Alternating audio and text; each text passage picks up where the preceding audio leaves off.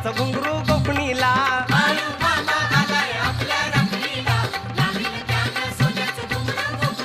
अहो बाळू मामा आलाय आपल्या राखणीला, लावील त्यानं सोन्याचं घुंगरू गोफणीला.